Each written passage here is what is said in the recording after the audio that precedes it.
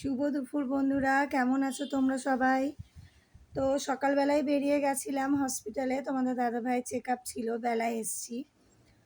তোমাদের দাদাভাইয়ের খাওয়া হয়ে গেছে, সৌভিককে এখন খাওয়াবো। তো মাই আজকে সব রান্নাবান্না করেছে, আমি কিছু খাইনি। তো কিছুটা বাকি ছিল, আমি এসে কেটে কুটে দিলাম। মা করছে এখনও রান্না, দোকানের রান্নাটা এখনও হয়ে ওঠেনি, দোকানের রান্নাটা হচ্ছে। তো দেখো কি কি রান্না হলো। এই যে ভাত নিয়ে নিয়েছে সৌভিকের জন্যে, আর একটু যে পেঁপে সিদ্ধ দিয়েছিলাম তোমাদের দাদা ভাইয়ের জন্য, সৌভিককে দিয়েছি একটা। আর এখানে উচ্ছে আলু ভাজা, আর এটা দেখো বাটা মাছ করেছিলাম তোমাদের দাদা ভাইয়ের জন্যে শিম দিয়ে আর আলু দিয়ে, আর সৌভিকও এটা খাবে। আর এটা দেখো তেলাপিয়া মাছের ঝাল আছে, এটা আমাদের জন্য।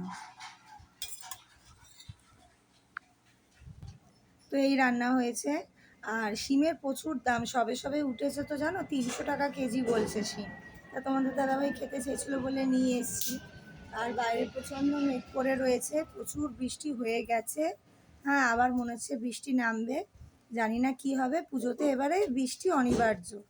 তো তোমাদের ওখানে বৃষ্টি হচ্ছে কি জানি, জানিও কমেন্টে। তো চলো সবিককে খাইয়ে নিই, দেখা হচ্ছে নেক্সট ভিডিওতে।